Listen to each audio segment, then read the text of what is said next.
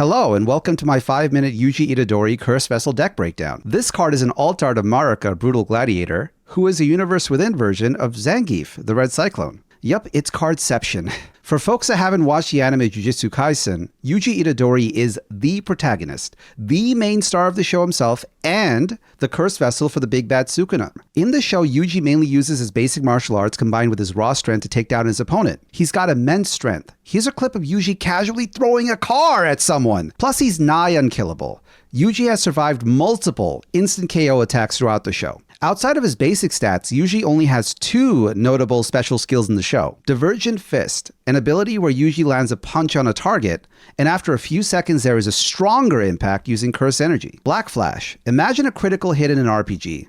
Jujutsu sorcerers can sometimes land a lucky blast of curse energy that is much stronger than normal.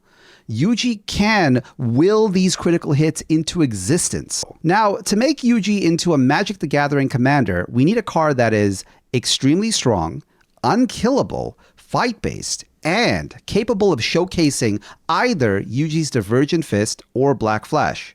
After doing some intense searching in Scryfall, I landed on 2 commanders that fit the bill. Kate, Cage Brawler, and Marica, Brutal Gladiator. Both commanders have, if it's your turn, this card is indestructible. Kate Cage Brawler is a Gruul 2-mana human warrior. When she attacks, both players draw and discard a card. Put 2 +1/+1 counters on Kate if you had discarded the highest mana value card between you and your opponent. I was really torn not going with Kate for my Yuji deck. She's really super easy to cast and die a few times before the commander tech starts hurting, which would really align with how Yuji starts Jujutsu Kaisen as a young but strong kid who gets stronger through adversity and battle. I would say you can totally make a satisfactory Yuji deck with Kate. However, this next commander is perfect. Simply perfect. Marica, Brutal Gladiator, is a 5-mana Jund human warrior with 2 key abilities that set her above and beyond. First, Marica must be blocked if able.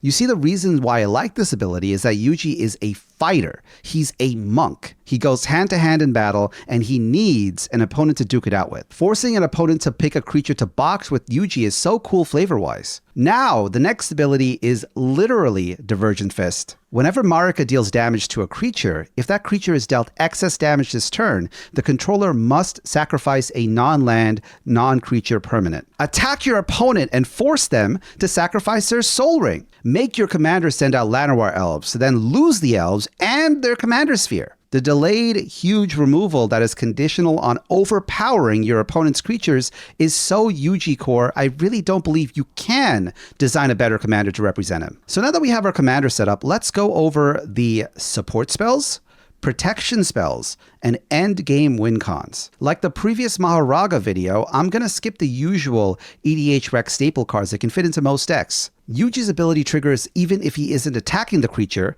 As long as he himself dealt excess damage to a creature, his Divergent Fist sacrifice ability will trigger. Cards such as Rhino's Rampage, Hog Monkey's Rampage, and The Last Agni Kai are fun thematic fight spells that can allow you to single out your opponent's vulnerable, puny commanders and punch him in the face. To make sure every swing Yuji deals maximum carnage, attach a Nemesis Mask or a Lure to make all creatures that can block Yuji. These cards have the side effect of also making Yuji a great pseudo board clear. Let me explain. In Magic the Gathering, unless stated otherwise on a card or through an ability, a creature is only allowed to block once per turn. Yuji forcing all of my opponent's creatures to block his indestructible self, even if he doesn't kill any of them, effectively removes them from the combat step as blockers.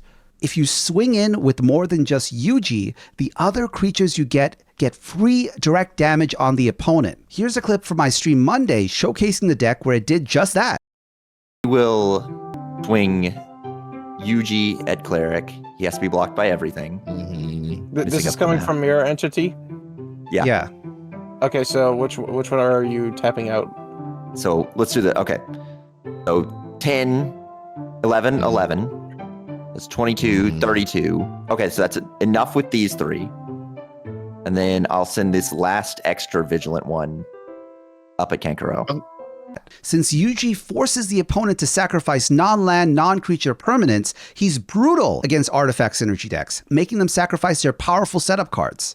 Now, outside of dedicated Urza's generator decks, a lot of decks might not run any non-land, non-creature permanents. So for those decks, what do? How about giving them free artifacts? Blood Vial Purveyor, Elephant Mandrill, and Bloodroot Apothecary summon artifacts on my opponent's side of the field. They in turn heavily punish opponents for using or sacrificing artifacts. Bloodroot is the worst example. If you target an opponent with this squirrel, every time they get hit with Yuji's Divergent Fist, they might be forced to sacrifice treasures, clues, blood tokens, and take poison counters, eventually losing them the game. But just like everything in life, all good things must come to an end.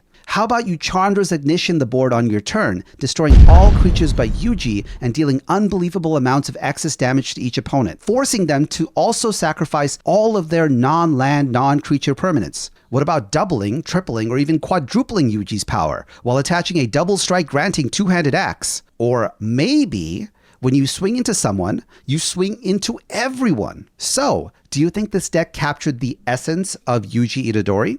Thank you for watching the video. I'm having a lot of fun making these little deck breakdowns and would love to have more people get into Magic the Gathering through the medium of anime. I'll just have everyone know that this is the last Voltron Commander we're going to be doing for a while. As much as I love having one big powerful guy that just swings face for damage, I'd love to explore the many other deck archetypes in Magic the Gathering. So stay tuned, more deck breakdowns coming soon.